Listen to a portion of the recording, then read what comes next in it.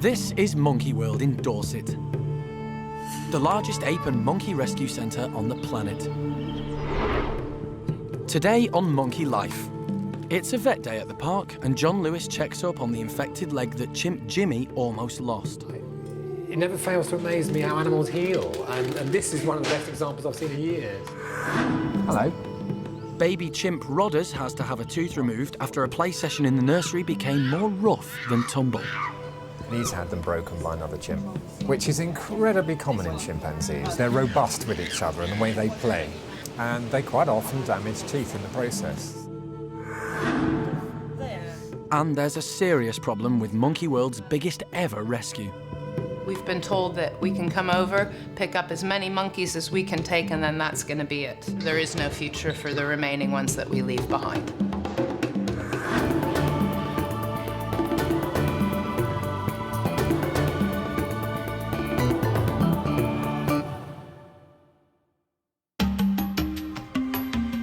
Monkey World has a team of 29 primate care staff to look after its apes and monkeys,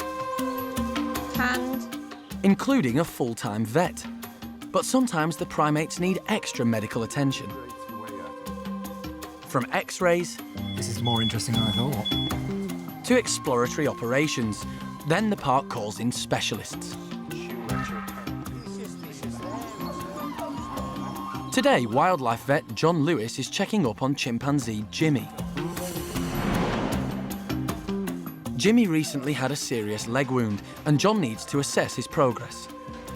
This is absolutely stunning, because he's just got a small scrape on his leg now, and it's tiny, because it was a horribly infected wound, and the bone was exposed. Now it's just a interesting scab for a chimp to pick that has, doesn't worry me at all. It never fails to amaze me how animals heal, and this is one of the best examples I've seen in years. So, wonderful. 3 months ago, Jimmy had a blister that developed into a large ulcer. The damage was so severe, John thought there was a strong chance that Jimmy could lose his leg. The primate care staff had to clean his wound every day, which meant close physical contact that Jimmy wasn't too keen on. But animal manager Jeremy was determined the 23-year-old would not lose his leg. He had a cunning plan. I reckon I can go in with him. This close contact made it easier for Jeremy to clean and assess the wound. And hanging out with Jeremy was also good therapy for Jimmy, who was missing his chimp mates. He'd been isolated from his group to protect the wound. But Jimmy was not always the easiest of patients. John will always, prescribe medication, and then we have to get it down them. And some of them take it, and some of them don't. And if it's, a life-saving drug and they don't want to take it, then of course that's always quite a chore. But their hard work paid off, and Jimmy's recovery has been remarkable. Given that, 6 months ago we thought 50-50 would lose his leg, not bad going, pal.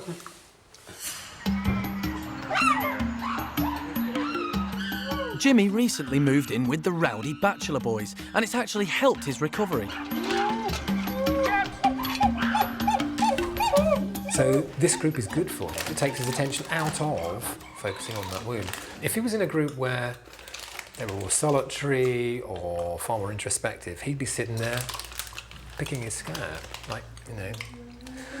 navel gazing, but the fact he's out playing with the other chimps is absolutely perfect for him.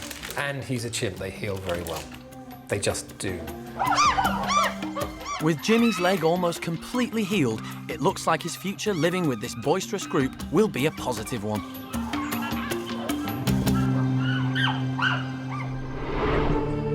Later, vet John is called to the chimp nursery.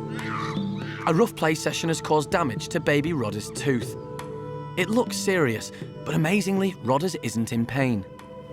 They don't bat an eyelid. They just don't bat an eyelid. Trust me, I'm a doctor.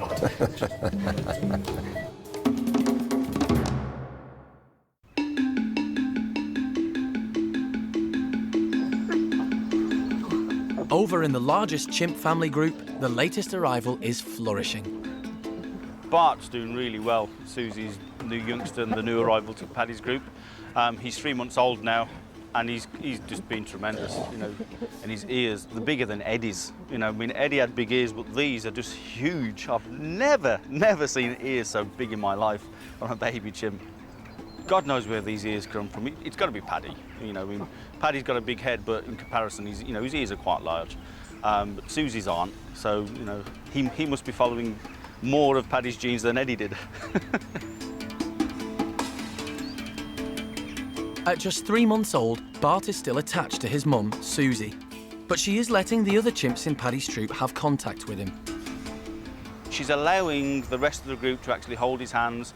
He'll actually, whilst inside, he'll have a look round. So she's letting him be a little bit more mobile, but there's no way she's going to let go of him yet and let anyone wander off with him. You know, that's a few months down the line before anybody else is allowed to actually take him for a ride. Susie is being a perfect second-time mum. She's also being very patient with her firstborn, Eddie, who's taken some time to get used to her new brother. To start with, Eddie was a little bit upset, obviously, because she wasn't number one anymore. But she's settled down. So, you know, she's actually grown up a hell of a lot, considering, you know, she was spoilt terrible by everyone in the group. But she's come on tremendously. You know, she's actually accepted Bart, and Susie just hasn't any issues, and Eddie's got no issues. So, you know, the whole family unit within Paddy's is great. Bart is the first male chimp born at the park to be looked after by his family. At the moment, the other chimps aren't affected by whether the new baby is a girl or a boy. But this may change as Bart gets older. I think possibly as Bart starts to grow up and becomes more mature and probably, you know, wanting to display as male chimps do, that may come into play. But, you know, Paddy then might not be the alpha male. You know, you're looking at 7-10 years possibly down the line. As he grows up, Bart will definitely play a different role in the group to his sister, and perhaps one day, maybe he will become the alpha male.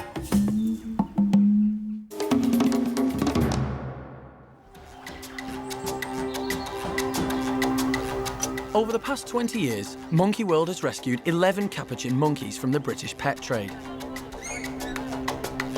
But soon, the park will be rehoming many more, all at the same time and from the other side of the world. This research laboratory in Chile, South America, is retiring almost 100 primates, and Monkey World has agreed to take as many as possible, beginning with a first shipment of 36. The team has spent weeks developing and building the capuchins' new homes. This is one of 2 new enclosures for the first 36, but over in the office there's some news, which changes things dramatically. I'm sort of teetering right now on probably one of the biggest decisions Monkey World has ever made. The dean of the university where the monkeys are being kept has had an awful lot of pressure put on him by animal rights groups who are protesting outside of the university about the capuchin monkeys being there at all. He's reached the end of his tether, and whereas I'm sure the protesters mean well on behalf of the monkeys, what they've done is put enough pressure on that the university now feels suitably annoyed that we've been told that we can come over, pick up as many monkeys as we can take, and then that's going to be it. So I've been sent a list now of not only the 36 that we've agreed to take, but of the remaining 52 that are at the lab, because there are 88 monkeys there at the moment altogether. Our biggest decision now is what to do and how many of those 88 we can actually rehome here at the park, because I believe that there is no future for the remaining ones that we leave behind. It's a tough decision. Do we take the 88, or do you play it safe, take your 36, and leave the difficult decisions to other people in Chile? Coming up, it's feeding time, and alpha male Hananya doesn't seem to be commanding the respect of his troop. Is he struggling as a leader? And the team meets to discuss the fate of the 88 capuchin monkeys. Can they all be rescued at once? That would be indeed the largest rescue operation that we've ever done in the history of the park. I mean, just bringing in the 36 was going to be the largest, but 88 monkeys is enormous.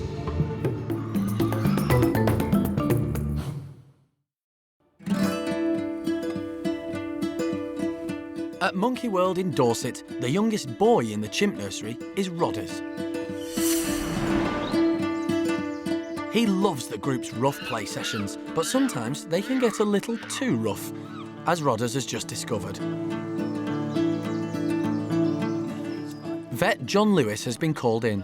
Well, we're here at the nursery group today to remove a couple of broken temporary teeth from Rodders, and he's had them broken by another chimp, which is incredibly common in chimpanzees. They're, violent's the wrong word, they're robust with each other and the way they play, and they quite often damage teeth in the process. So in the wild, they'd either fall out, or if they were permanent teeth, they'd stay broken, which is not very comfortable or safe.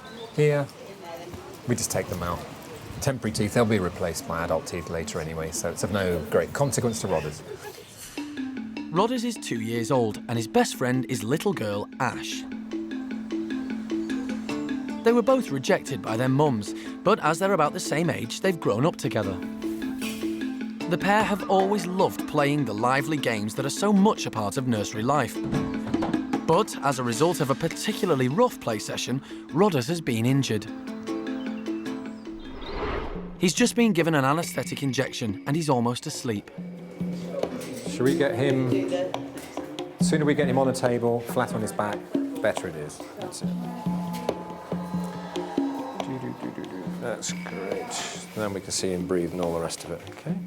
John is concerned that there could be some fragments of broken tooth in Rodders' gum. If they were left untreated, they could cause infection, or his adult tooth could come through at the wrong angle. You've just got to be very gentle to get all the, because the root is a shell.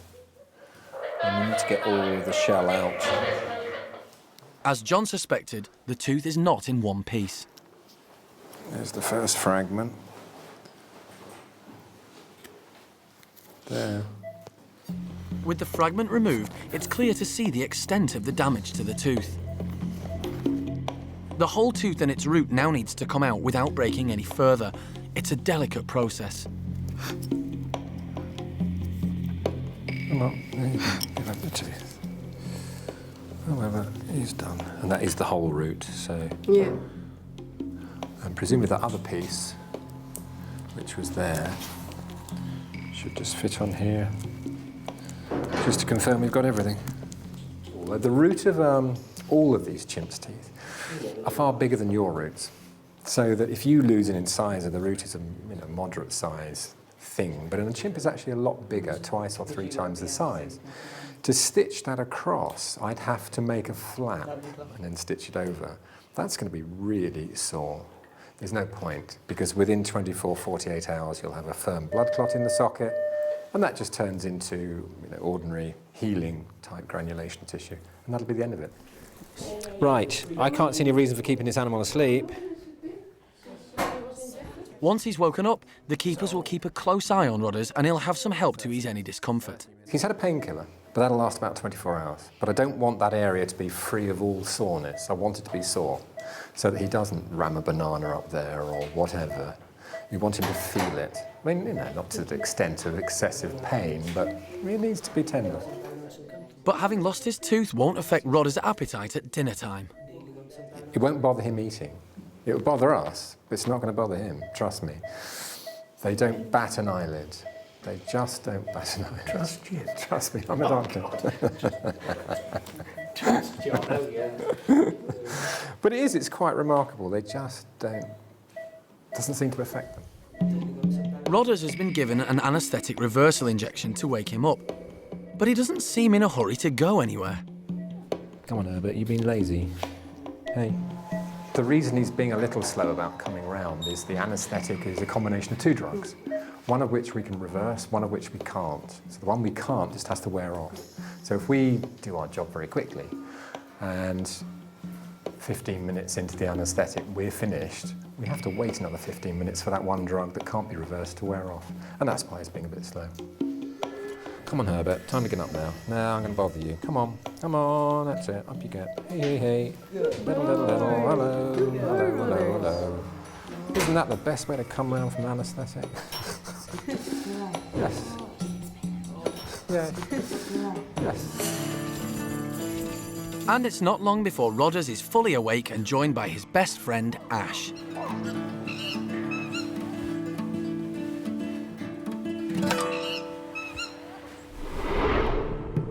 Later, will the team take the plunge and dramatically increase Monkey World's primate population, rescuing all 88 Chilean capuchin monkeys in one go?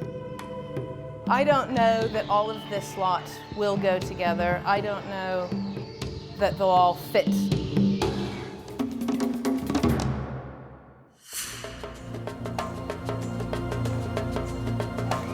The chimpanzees at the park are given scatter feeds throughout the day to help simulate their natural foraging behaviour.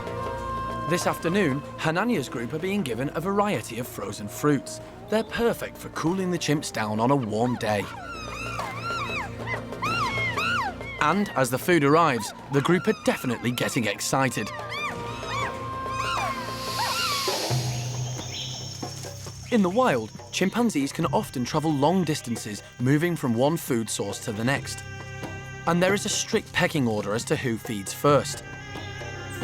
It's usually the higher-ranking members of the troop who get first pickings. It's a good way of maintaining social order. But the boss of this group, Hananya, doesn't command the respect he's due at mealtimes. The other chimps just grab as much food as they can, and time again, Hananya gets left with nothing.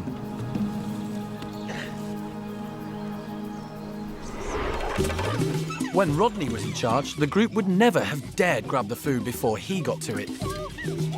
Rodney usually got the biggest chunk of whatever was on offer. And he also made sure he got as much food as he wanted.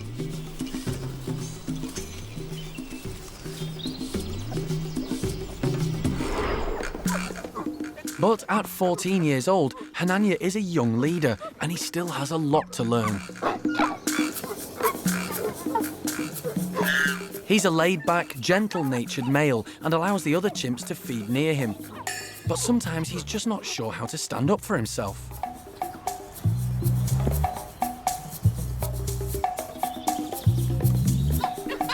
If he asserts his dominance, the group will respect his position and his right to eat first. And he'll get the best of the food on offer.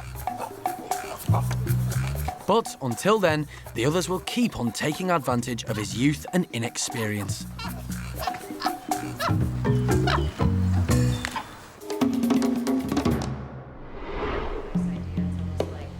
Back with park director Alison and the team, some tough decisions are being made about the capuchin monkeys in Chile. All 88 now need rescuing at once. But can the park cope with this number? I had a meeting with Jez and Jeremy, and what I'm thinking is that if the laboratory can actually take the cages that the monkeys are in at the moment and remove them from the walls and maybe even just make a framework so that the animals can be transported in their existing cages, I'll consider agreeing to all 88 coming to Monkey World at once. So that would be indeed the largest rescue operation that we've ever done in the history of the park. I mean, just bringing in the 36 was going to be the largest, but 88 monkeys is enormous. It's a huge challenge, and the team have made their decision. I think for the animals' sake at this point in time, Monkey World should do what's right for the animals, offer to take the 88 with their cages and do the best we can for as many individuals as we can, and actually face up to the reality that a certain number of them won't make it. This will be Monkey World's biggest rescue operation ever. Now that many more capuchins than they planned for will be arriving, the staff meet to work on urgent new living arrangements. And I thought that all of this lot, totaling 69, could head down to the bottom house, to the new house, then also have what the existing house and facility connected up for any overflow. So It's been a huge task to make sure everything at the park is ready. But the monkeys' transportation has always been the biggest problem. I mean, I don't want them to be en route if we can possibly avoid it for more than 48 hours. And that's kind of the golden number, really. More than 48 hours is starting to get into dangerous territory for us, so really... At last, after several months, there seems to be a solution. The laboratory has actually managed to get the Chilean army to agree to fly the whole batch of monkeys over all at once. So we actually have a date now, and, you know, really pleased that finally everything's coming together. The houses are here and ready to go. Brand new, beautiful house. We've got the boxes, the traveling boxes out there ready to be taken off tomorrow. We're ready to get the monkeys. We're ready to go. Next time. It's a big day for boisterous chimp Sheamus. He's moving in with the Bachelor boys. But he famously dislikes travel boxes, so how will he react? Seamus is a boy of very little brain. He might say, oh, look, goodness me, last time I went in a box, that wasn't good. But he might have totally forgotten that and think, let's go and sit in the box. I think he's going to have a problem with it. Go for it. That was good. Too slow. Yeah.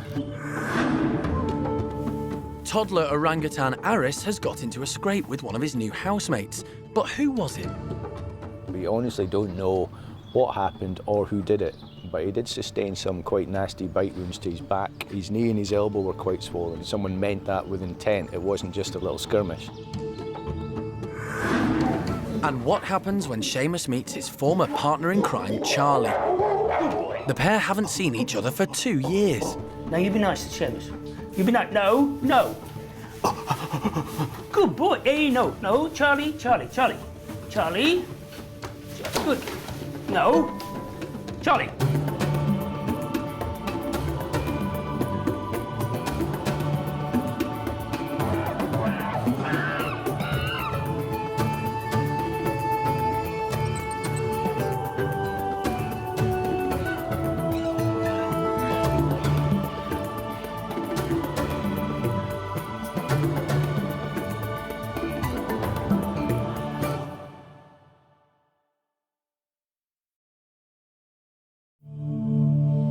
This is Monkey World in Dorset, the largest ape and monkey rescue centre on the planet.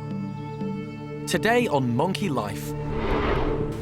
It's a big day for boisterous chimp Sheamus. He's moving in with the Bachelor boys.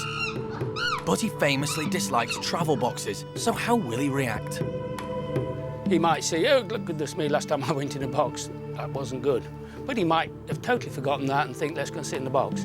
I think he's going to have a problem with it. Toddler orangutan Aris is injured. One of his new housemates picked a fight with him. And what happens when Sheamus meets his former partner in crime, Charli? The pair haven't seen each other for 2 years. Boy, it's nice to think they recognise each other, and they probably do, but I don't know. How can you tell? It's a sort of totally unprovable thing.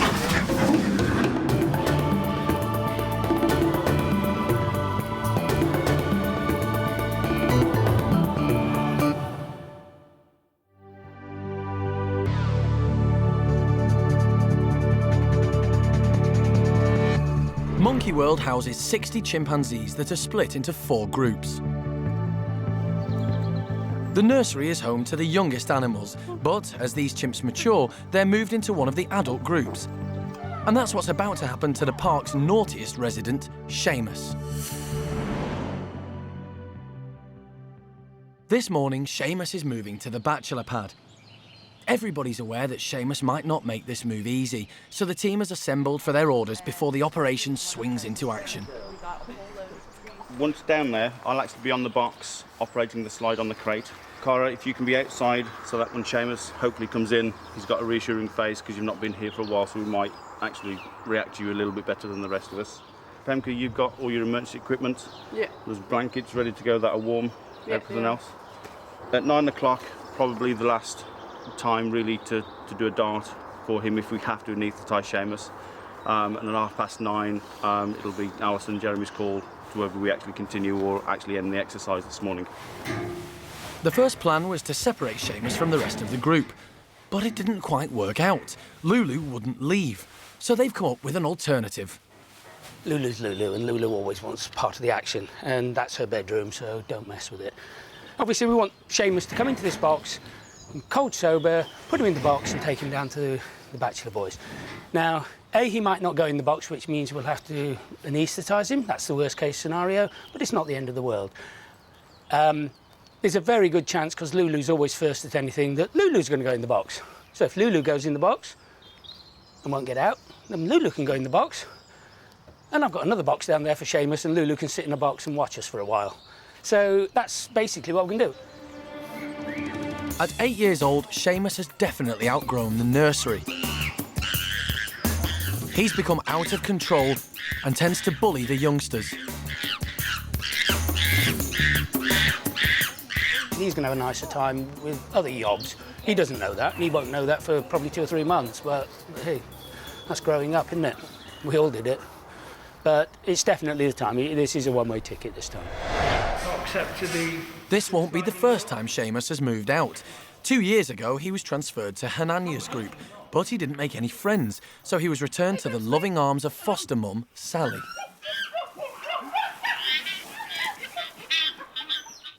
But now Sheamus has to move again, as his behaviour is far too rowdy, and Jeremy has devised the Jeremy plan. He hopes Sheamus has simply forgotten his last experience of the box and walk into it by himself. Sheamus is a boy of very little brain. He might have totally forgot what happened 2 years ago. I doubt it, but you've got to give him a try. He might say, oh, look, goodness me, last time I went in a box, that wasn't good. But he might have totally forgotten that and think, let's go and sit in the box. I think he's going to have a problem with it. And later, the Jeremy plan fails. Sheamus isn't going anywhere. Go for it. That was good. Yeah. Oh, too slow. And why is alpha male Hananya keeping his distance from the rest of the group?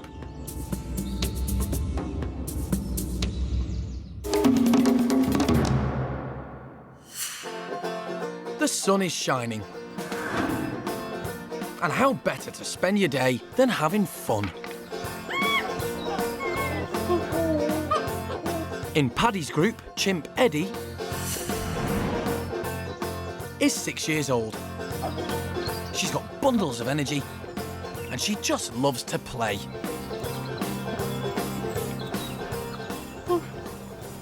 Her favourite game is chase with her best friend, Gamba.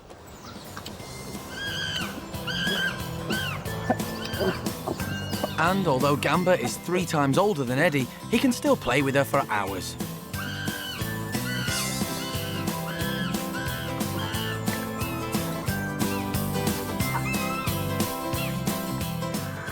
And over in Hananya's group, the boys are also giving young Eddie a run for her money.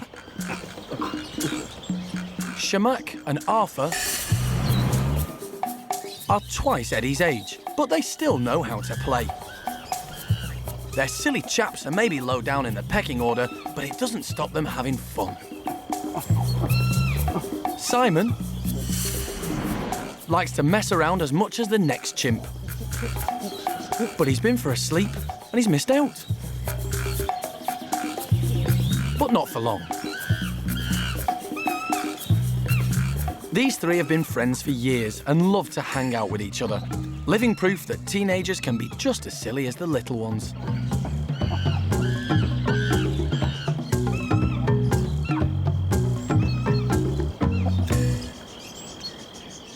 But back at Paddy's, Mickey is 25. Surely too old to get involved in such frivolous behaviour. Apparently not. And he's commandeering Eddie to join him for a play.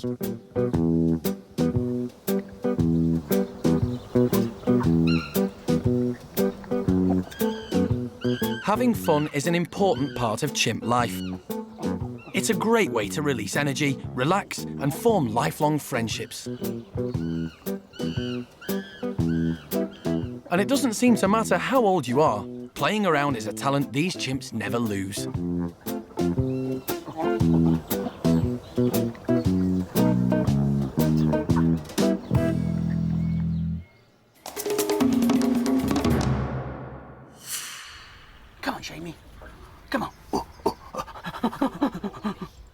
chimp nursery, the team are trying to encourage Sheamus into the travelling box so he can be moved to the Bachelor pad.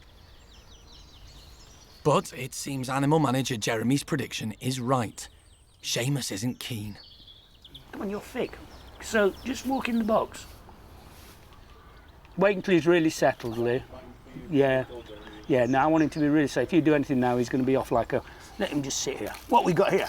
What do you think this is? This is... Typically, Sheamus is not going to make this easy. But one way or another, he will be moving out today.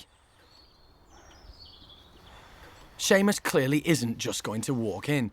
So it's time for the Alison plan. You want to come and say hello to him, Alison? Come here, Seamus. I can't say a proper hello. Come on, then. Come on, then. Let's go, Sheamus. Come on, Sheamus.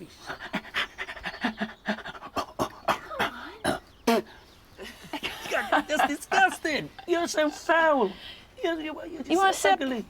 You go for it. Now it's good. Yeah. Too slow. When you go, you have to go wholehearted. Close, but not quite close enough. The team are now desperate enough to resort to the Jez plan. Sheamus is not very keen on operations manager Jez. So it's hoped that he'll aggravate Sheamus enough for him to move to the front of the box so they can shut the door behind him. Say hello. It's a long shot. Not quite, though. That's too close. He's got it. Okay, right in. Go, Lee. Go. Well done. Yabba dabba. But it turns out that the Jez plan is the best plan. That's me. He's an aminal man.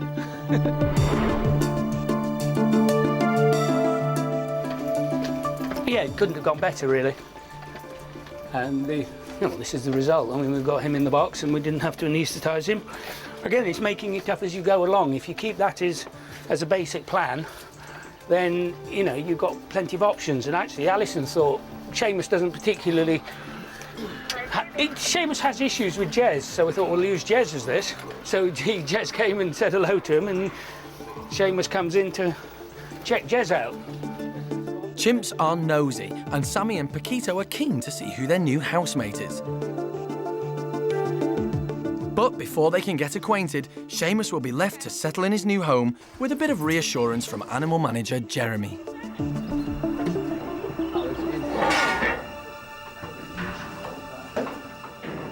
In his environment, he's always been the biggest male, so he's going to have a cruel shock because he's going to have to get used to it. And the thing is, chimpanzee politics aren't complicated, and even sicko like him, it's not difficult. You know, I'm bigger and stronger than you, and I want that, so I'm going to have it. And it's not rocket science. So even Einstein here can probably work some of it out. Sheamus will soon meet the first of his new group, his old pal, Turkish Charlie. The pair used to live together in the chimp nursery, so their reintroduction should go well. Because they know each other and they're both the daftest brushers. But, you know, daft brushers can be tricky at times, so we'll see. Coming up, how will Turkish Charlie react when he meets his old pal Sheamus for the first time in 2 Now, you years? be nice to Sheamus. You be nice. No. Don't be such a loud. And is alpha male Hananya at last taking control of his group?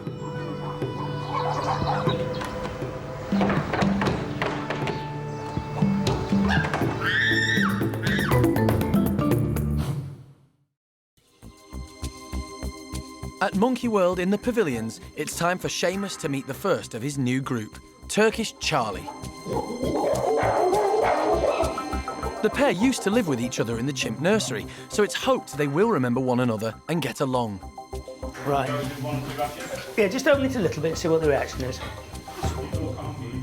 No. This is the first time the pair have seen each other in 2 years. When they lived together in the chimp nursery, they were best friends.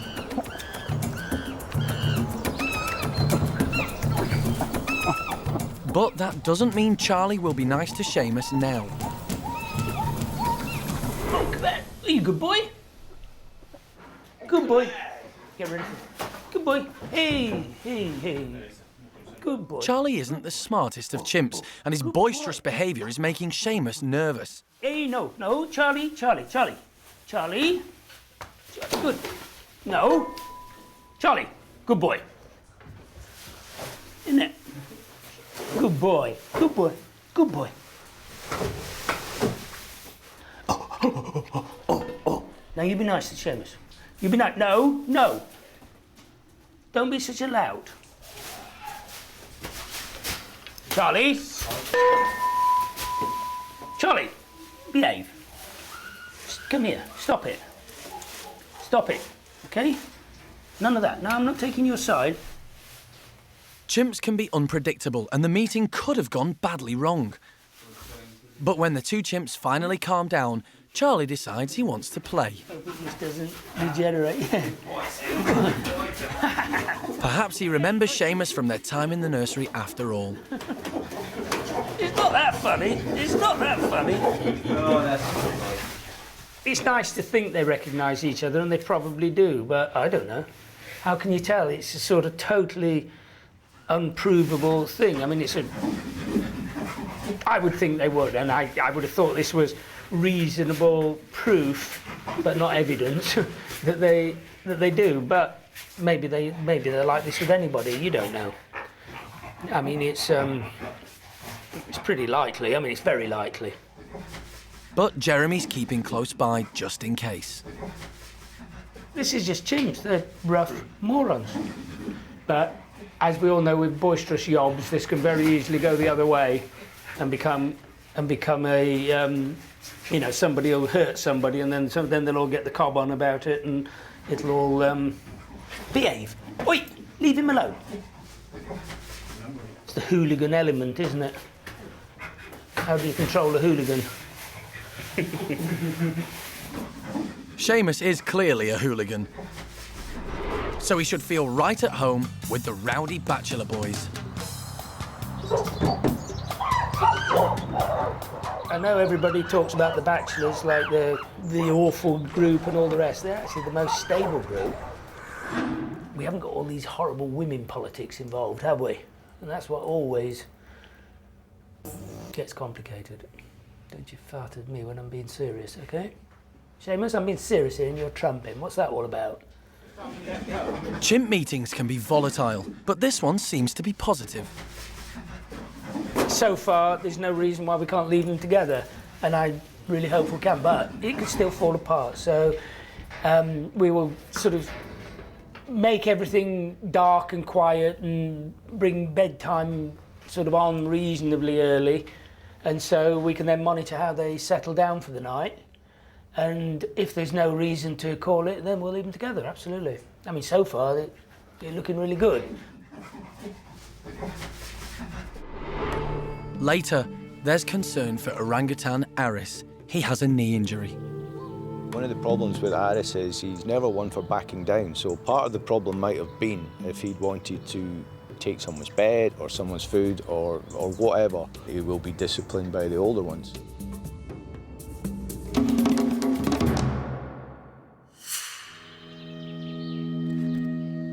At the other side of the park, Hananya's troop are taking it easy.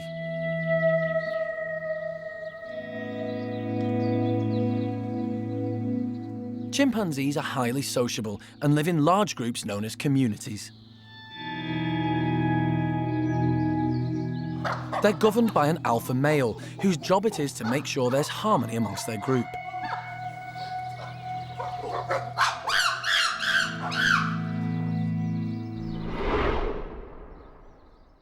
Paddy is the perfect leader to his group. If there's trouble, he's always there to put the situation right.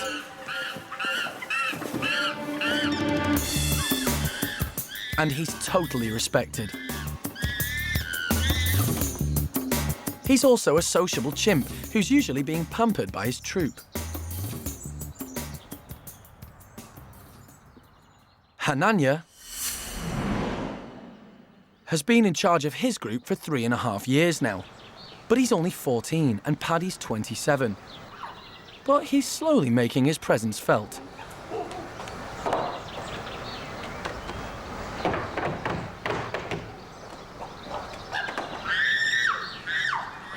The troop respect Hananya as leader, but from time to time he seems to be cautious and stays away from the rest of the group. It's as if he's still trying to work out how to use his authority. Hananya's always been a placid male, and unlike most chimps, he prefers to keep himself to himself.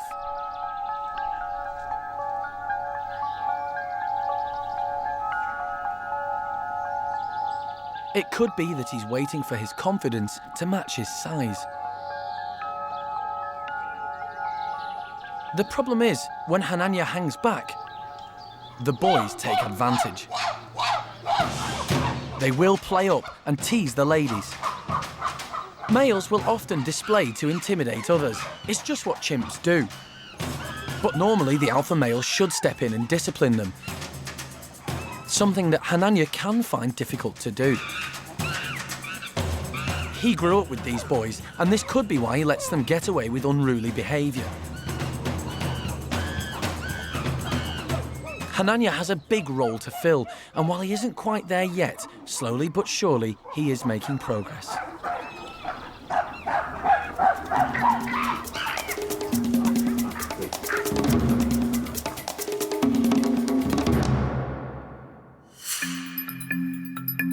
Over with the orangutans, it's been a few weeks since 4-year-old Aris moved from the nursery creche into Gordon's adult group. And he settled in well. He was getting on okay with Xiao Lan and Xiao Kuai and little Kai. He had his second meeting with Gordon, and they were wrestling for about a couple of hours. Some of it quite intense because they weren't actually fighting, but it was just a game, but someone wanted to win. But gradually that all faded out. I think they just got fed up with it. They were all just lounging around in the pavilion there, eating together, no problem, no competition over food, so we left them together overnight.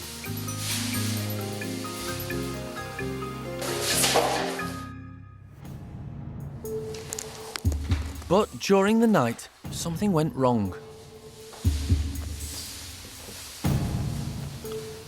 Now, unfortunately, the next day, we found that Aris had been bitten during the night. Now, Amy and Gordon were in there along with the other females, and we honestly don't know what happened or who did it, but he did sustain some quite nasty bite wounds to his back. His knee and his elbow were quite swollen. He had a little bite mark on his head as well. So it wasn't like a serious mauling, but it was definitely someone meant that with intent. It wasn't just a little skirmish. Aris clearly isn't himself, so to make him feel more comfortable, he's being left with just Xiao Lan.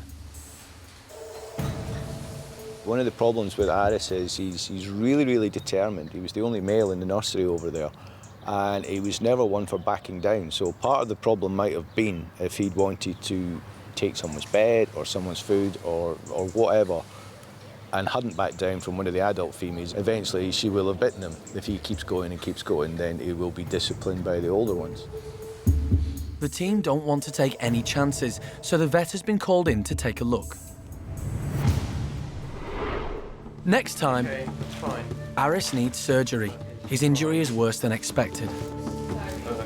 Now the worry here is that if this has gone into his joint, then he's got what we call a septic arthritis. If it is a septic arthritis, he could lose his knee completely, and we've got to try and save that for him.